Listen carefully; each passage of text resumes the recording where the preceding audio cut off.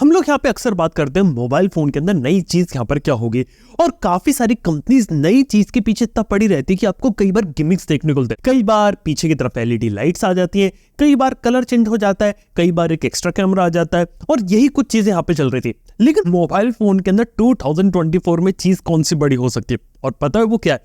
वो हो सकती है AI, यानी कि आर्टिफिशियल इंटेलिजेंस। लेकिन आप बोलोगे यार मोबाइल फोन में AI तो कितने सालों से आ रही है। कैमरे के अंदर भी AI वाला बटन आता है ना, जिसको दबा के अगर फोटोग्राफ लोगे तो आसमान ज्यादा नीला हो जाता है, घास और ज्यादा ग्रीन हो जाती है, गुलाब का फूल और लाल हो जाता है। ये चीजें हम सालों से देख रहे थे, और सच बताऊं ये सब AI है ही नहीं। देखो वैसे कुछ एल्गोरिथम से जिसका यूज यहाँ पर किया जा रहा था, चाहे मोबाइल फोन की बैटरी के अंदर इंप्रूवमेंट लाने के लिए किया जाए, थोड़ी परफॉर्मेंस बेटर करने के लिए, असली AI वो थी नहीं। क्योंकि असली AI का जो मामला है वो अब आने वाला है। मतलब कि मैं उस लेवल की AI बात कर रहा हूँ जैसे ChatGPT या गूगल बार्ड, वो हो गया जो हमें इस साल देखने को मिल रही है, और वैसा ही कुछ आपको मोबाइल फोन्स में देखने को मिल सकता है। एग्जैक्टली में क्या है कि जो Qualcomm है उसने अनाउंस कर दिया है कि जो उसका फ्लैगशिप स्नैपड्रैगन प्रोसेसर होगा और उसके पावर्ड जो फोन्स होंगे उनके अंदर आपको ये AI वाला फीचर देखने को मिलेगा। देखो बेसिकली यहाँ पे मेटा के साथ उन्होंने पार्टनरशिप करी, और मेटा की एक LLAMA2 AI आती है जिसका फुल फॉर्म है large language model Meta AI। अब ये मोबाइल फोन के अंदर डायरेक्टली इंटीग्रेट होगा ताकि मोबाइल फोन के अंदर आप वैसी ही AI का यूज कर सके जिसके लिए अभी आपको ChatGPT वगैरह की जरूरत पड़ती है। प्लस सबसे बड़ी बात ये रहेगी कि इसके लिए आपको कोई भी इंटरनेट कनेक्शन की जरूरत नहीं पड़ेगी। बिना इंटरनेट कनेक्शन के ये चीज मोबाइल के अंदर काम करेगी, और ये एक बड़ी चीज है क्योंकि आज के समय में थर्ड पार्टी एप्स, एक्सटेंशन, काफी सारी चीजें आती है, लेकिन सबको इंटरनेट की जरूरत पड़ती है। बेसिकली Qualcomm का स्नैपड्रैगन 8 Gen 3 जो कि हमें पता है इस साल अक्टूबर में यहाँ पर आने वाला है,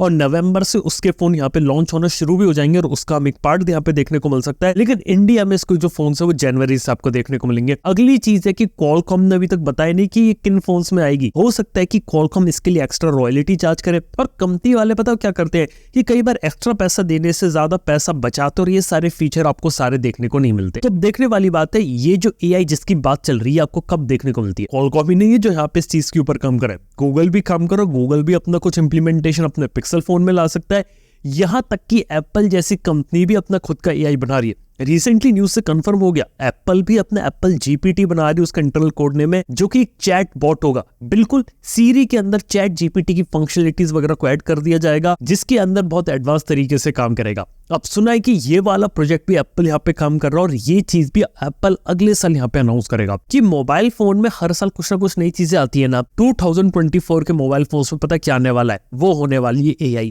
अब AI का इंटीग्रेशन कब होता है, किस तरीके से होता है, ये देखने वाली बात होगी। लेकिन डेफिनेटली अब AI एक ऐसा बड़ा फीचर होगा मोबाइल फोन में जिसे कंपनियां मार्केट करने में लगेंगी। बस अगले साल से इन सबकी कहानी यहाँ पर शुरू हो जाएगी। और ये बात भी देखनी होगी क्या जो लोग हैं क्या वो मोबाइल फोन सिर्फ AI का नाम देख के लेंगे या नहीं लेंगे। इसके साथ ही अगर मैं एप्पल की बात कर रहा था तो आपको एक बात बता सकता हूँ, एप्पल के लिए जो इंडिया है ना वो दुनिया के टॉप 5 आईफोन मार्केट में से नंबर 1 पे USA आता है, फिर चाइना आता है, फिर जापान, फिर UK, और इसके बाद 5th पोजीशन पे इंडिया का नंबर आता है। यानी कि इंडिया में वो लिटरली काफी ज्यादा आईफोन्स को बेच रहे हैं। यहाँ तक कि इतना बड़ा नंबर है कि फ्रांस और जर्मनी जैसी कंट्रीज को पीछे कर दिया। एप्पल दुनिया भर में जितने आईफोन बेचती है ना उसमें से 4% वो इंडिया के अंदर बेच रहे हैं। एक काफी अच्छा नंबर यहाँ पे हो जाता है, और इंडिया में उन्हें ग्रोथ भी काफी अच्छी मिल रही है। लेकिन इसका रीजन पता है यहाँ पर क्या है, वो ये है कि इंडिया में पुराने आईफोन ज्यादा बिकते हैं। इंडिया में जब आईफोन यहाँ पे लॉन्च होता है तो उसकी कीमत यहाँ पे ज्यादा रहती है नए मॉडल की। जैसे कि iPhone 15 आएगा तो वो महंगा होगा, लेकिन लोगों को पता है कि iPhone 15 के बाद 14 के अंदर प्राइस ड्रॉप आएगा, सेल में बहुत अच्छे डिस्काउंट में मिलेगा, और उससे हम वहां पे ले लेंगे। इसलिए नया आईफोन लॉन्च करती है, पुराने नए आईफोन का रेट गिराती है, और उससे लोग यहाँ पे खरीद लेना चाहते हैं। और जो पुराने आईफोन रहते हैं वो कई सालों तक यहाँ पे बिकते हैं, और इसी का जो बेनिफिट है वो एप्पल यहाँ पे उठा रही है कि पुराने आईफोन का रेट गिराओ और उसके बाद उसे यहाँ पे मार्केट में बेचना शुरू करो। इवन आप खुद देख सकते हैं कि जो पुराने मॉडल्स आईफोन के वो अब इंडिया में बनना ऑलरेडी शुरू भी हो गए हैं, जिसका भी कहीं ना कहीं इसके ऊपर इम्पैक्ट पड़ रहा है। और एप्पल भी पूरे फोर्स के साथ इंडिया में लगा हुआ है, जैसे कि एप्पल स्टोर ओपन किया, अलग अलग फैक्ट्रीज ओपन कर रहे हैं, और इंडिया में प्रोडक्शन भी इंक्रीज कर रहे हैं। ये कुछ एडवांटेजेस है,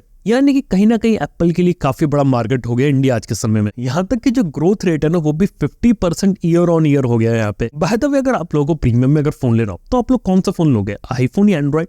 नीचे कमेंट बताओ। और इसके साथ ही बात कर सकता हूँ मैं 5G के बारे में। देखो 5G को आए हुए अभी साल भर भी नहीं हुआ इंडिया में, और पिछले 6 से 7 महीने में अब इंडिया में फैलना शुरू हुआ है। लेकिन एक साल से कम में इंडिया में जो 5G की अवेलेबिलिटी है ना, उसके कारण इंडिया ऑलरेडी ग्लोबल लेवल पर आ चुका है। इंडिया में 5G की जो अवेलेबिलिटी वो है 29.9%। और इसको अगर मैं कंपेयर करूँ यूएसए से, तो यूएसए के अंदर 5G अवेलेबिलिटी है 30% अभी तक। और देखा जाए तो यूएसए के अंदर पिछले 4 साल से 5G है और अब वो उस लेवल पर आ पाया है। लेकिन यूएसए का जो साइज है कंट्री का, वो काफी ज्यादा बड़ा है। उसके कंपैरिजन में ताइवान और सिंगापुर में अभी भी 30% का पेनिट्रेशन है। यहाँ तक कि साउथ कोरिया, जहाँ पे सबसे पहले 5G लॉन्च हुआ था ना, वहां पर भी 42.9% ही पेनिट्रेशन है 5G का। और उसके कंपैरिजन में इंडिया में देखें ना, तो 5G का डिप्लॉयमेंट बहुत ज्यादा तेजी से हुआ है। मतलब कि इंडिया में से 2 ही ऑपरेटर जो यहाँ पे काम करे, जियो और एयरटेल, और दोनों में जब कॉम्पिटिशन हुआ ना, तो इतनी तेजी से इन्होंने यहाँ पर काम किया कि ज्यादा से ज्यादा लोगों को 5G से जोड़ना है। उम्मीद करते हैं कि जब इन कंपनीज का रोल आउट यहाँ पे खत्म हो, तो डेफिनेटली इंडिया में जो 5G की अवेलेबिलिटी है ना,